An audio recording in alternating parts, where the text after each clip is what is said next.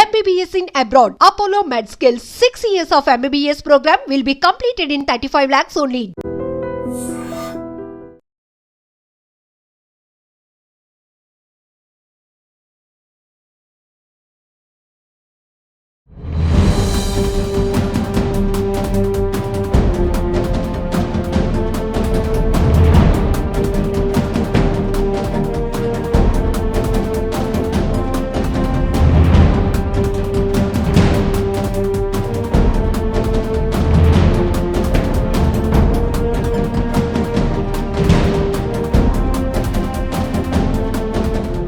అనకాపల్లి జిల్లా పరవాడ మండలం లంకెలపాలెం జాతీయ రహదారిపై జరిగిన రోడ్డు ప్రమాదంలో ముగ్గురు అక్కడికక్కడే ప్రాణాలు విడిచారు.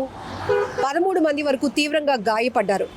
లారీ బ్రేక్ ఫెయిల్ కావడంతో ఒక్కసారిగా వాహనాలపైకి దూసుకువెళ్ళింది. విశాఖ పోర్టు నుంచి అనకాపల్లి వైపు అంటే తెలంగాణ వైపు సరుకులు తీసుకువెళ్తున్నటువంటి లారీ ఒక్కసారిగా బ్రేక్ ఫెయిల్ కావడంతో వాహనాలపైకి దూసుకువెళ్ళింది. ఒక కారును ఢీకొనటంతో కారు అయితే అసలు గుర్తించడానికి కూడా వీలు లేనటువంటి పరిస్థితిలో నుజ్జునుజ్జైన దృశ్యాలు ప్రతి ఒక్కరిని కలవరపాటుకు గురి చేస్తున్నాయి.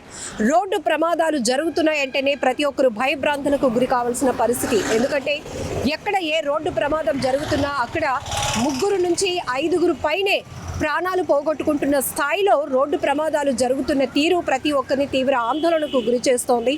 ఇక్కడ లంకెలపాలెం సిగ్నల్ దగ్గర ఉన్నటువంటి కొన్ని వాహనాలు ఏవైతే ఉన్నాయో పార్క్ చేస్తున్నటువంటి సైడ్ పార్క్ చేస్తున్న వాహనాలు కావచ్చు, సిగ్నల్లో రోడ్ క్రాస్ చేయడానికి వెయిట్ చేస్తున్నటువంటి వాహనాలపై ఒక్కసారిగా లారీ ఒక మృత్యువులా వాటిపైన దూసుకువెళ్ళటంతో ఒక కారు పూర్తిగా నుజ్జైంది. ఈ ప్రమాదంలో 3 అక్కడికక్కడే ప్రాణాలు కోల్పోయారు. అయితే 2 వీలర్స్ పైన కూడా ఇది దూసుకువెళ్ళటంతో 10 వరకు ద్విచక్ర వాహనాలు పూర్తిగా ధ్వంసమయ్యాయి. వాటి కింద చిక్కుకున్న వారిని కూడా ఇమీడియట్గా రెస్క్యూ చేసినటువంటి స్థానికులు, హైవే ట్రాఫిక్ పోలీసులు కూడా స్థానికంగా ఉన్నటువంటి అగనంపూడి హాస్పిటల్కు అలాగే మెరుగైన ట్రీట్మెంట్ కోసం కేజీహెచ్ హాస్పిటల్కు క్షతగాత్రులను తరలించడం జరిగింది. ఇక్కడ కారు అయితే పూర్తిగా ఒక బాల్ లాగా చుట్టుకుపోయిన పరిస్థితి. అంటే ఏ స్థాయిలో అతి వేగంగా అంటే బ్రేక్ ఫెయిల్ వల్ల ఈ ప్రమాదం జరిగినట్టు తెలుస్తోంది. దానివల్ల పూర్తిగా అదుపు తప్పినటువంటి భారీ వాహనం ఆ ద్విచక్ర వాహనాలపైకి, కార్లపైకి, మనుషులపైకి దూసుకు వెళ్ళటంతో ప్రమాదం భారీ ఎత్తున జరిగిందని చెప్పొచ్చు. సంఘటనా స్థలంలోని 3 చనిపోతే ఈ లారీ దూసుకు వెళ్ళటం వల్ల అక్కడ ద్విచక్ర వాహనాలు దాదాపు 10 వరకు, ఇంకొక 2 కార్లు కూడా పూర్తిగా డ్యామేజ్ అయ్యాయి. వీటిలో ఇరుక్కున్న వాళ్ళ పరిస్థితి అయితే చాలా భయంకరంగా ఉంది. అక్కడ సిచ్యువేషన్ అంతా కూడా ఒక్కసారిగా అందరూ ఉరుకులు పరుగులు పెట్టారు. అది కూడా సిగ్నల్ దగ్గర జరగటం వల్ల అసలు ఇంకా పెద్ద ప్రమాదం తప్పింది అని చెప్పొచ్చు. ఎందుకంటే అది అవుట్ ఆఫ్ కంట్రోల్లో ఉంది. పూర్తిగా బ్రేక్ ఫెయిల్ కావడంతో భారీ లోడ్తో వెళ్తున్నటువంటి ఈ లారీ అంటే కంటైనర్ టైప్లో ఉంటుంది. అది పూర్తిగా విశాఖ పోర్టు నుంచి సరుకుతో వెళ్తోంది తెలంగాణ వైపు.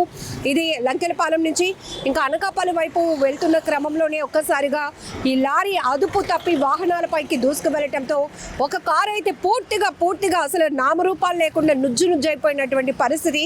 ఒక కార్ షేప్ కూడా మనకి కనిపించట్లేదు. ఒక బాల్ లాగా, ఒక బాల్ ఎలా అయితే చుట్టుకుపోతుందో ఆ స్థాయిలో అంటే ప్రమాదం ఎలా జరిగి ఉంటుందో మనం ఊహించవచ్చు. కారులో 4 ఉన్నారు అని తెలుస్తోంది. 3 మాత్రం స్పాట్లోనే ప్రాణాలు విడిచారు, కన్ను మూశారు. ఈ వాహనాల కింద అక్కడున్న భయంకరమైన సిచ్యువేషన్ని వివరించడానికి కూడా చాలా భయం వేస్తోంది, ఆందోళన కలిగిస్తోంది. ఆ ద్విచక్ర వాహనాలు ఇంకా 2 కార్ల మధ్య ఇరుక్కున్న వారు కూడా కాపాడండి అంటూ పెట్టుతున్నటువంటి కేకలతో ఇమీడియట్గా స్థానికులు కూడా రెస్క్యూ కొనసాగించారు. సహాయక చర్యలు కొనసాగించి వాళ్ళని అక్కడి నుంచి తప్పించి ఇమీడియట్గా స్థానికంగా ఉన్న అగనంపూడి హాస్పిటల్కి అలాగే కేజీహెచ్ హాస్పిటల్కి కూడా ట్రీట్మెంట్ నిమిత్తం తరలించారు. ఈ ఎవరైతే తీవ్రంగా గాయపడినటువంటి క్షతగాత్రలో మరికొంతమంది పరిస్థితి కూడా విషమంగా ఉన్నట్లు వైద్యులు చెప్తున్నారు. చాలా క్రిటికల్ కండిషన్ అని కూడా చెప్తున్నారు. అయితే ప్రస్తుతానికి మాత్రం వారికి మంచి ట్రీట్మెంట్ అందించాలని చెప్పి జిల్లా అధికారులకు కలెక్టర్ కూడా ఆదేశించడం జరిగింది. ఈ మధ్య జరుగుతున్న రోడ్డు ప్రమాదాలు చూస్తుంటే అతి వేగం ప్రమాదాలకు ప్రధానమైన కారణంగా మిగులుతోంది. ఇంకొక వైపు వాహనాలకి ఫిట్నెస్ లేకపోవడం, భారీ వాహనాలు ఈ మధ్య బ్రేక్ ఫెయిల్ కావటం వల్ల, అదుపు తప్పడం వల్ల జరుగుతున్నటువంటి ప్రమాదాల్లో చాలా మంది అమాయకులు ప్రాణాలు పోగొట్టుకుంటున్నారు. మరి కాసేపట్లో తమ గమ్యస్థానాలకు వెళ్ళవలసిన వారు అర్ధాంతరంగా తనువు చాలిస్తుంటే రోడ్డు ప్రమాదాల్లో ఆ కుటుంబాలు తీవ్ర విషాదంగా కన్నీరు పెట్టుకుంటున్నటువంటి దృశ్యాలు ప్రతి ఒక్కరిని కలిచివేస్తున్నాయి. రోడ్డు పైన ప్రయాణించాలంటే భయపడే స్థాయికి ప్రమాదాలు సంఖ్య కూడా పెరుగుతోంది. ప్రమాదాల తీరు కూడా అంతే తీవ్రమైన భయాందోళన కలిగిస్తుందని చెప్పొచ్చు.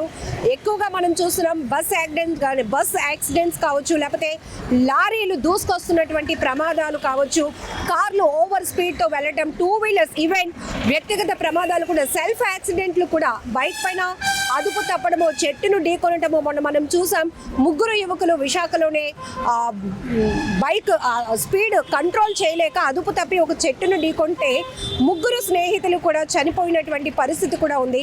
ఇలా అనేక రోడ్డు ప్రమాదాలు చూస్తుంటే కనుక రోడ్డుపైకి రావాలంటేనే భయమేస్తోంది. మరొక వైపు ప్రజల నుంచి కూడా ఈ ట్రాఫిక్ చలనాలు పైన ఫోకస్ చేస్తున్నటువంటి అధికారులు యాక్సిడెంట్ జోన్స్ ఏవైతే ఉన్నాయో వాటిని ఎక్కువగా గుర్తించాలి.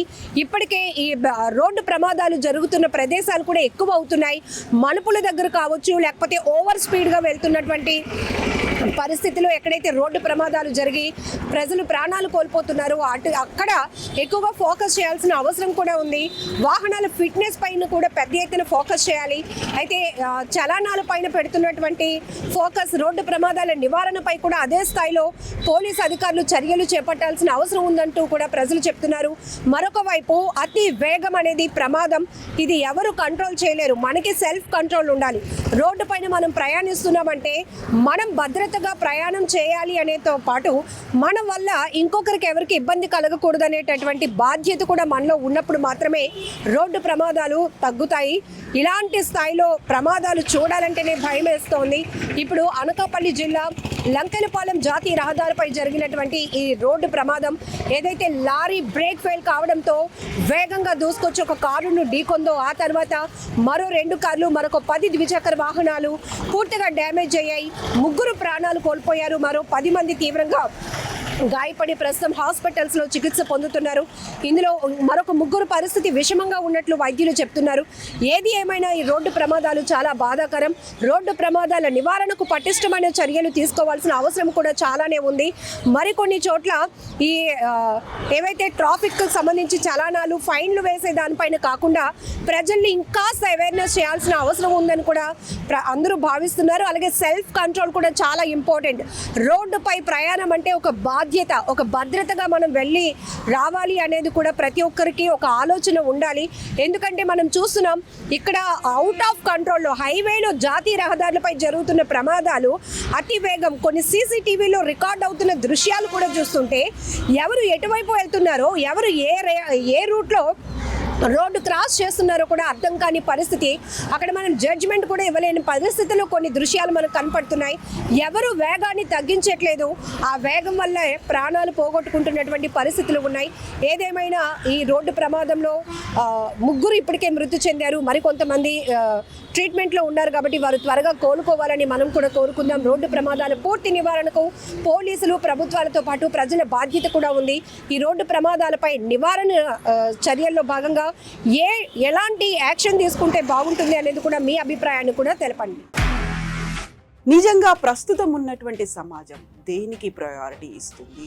ఆర్థిక సంబంధాల చుట్టూ మాత్రమే తిరుగుతుంది.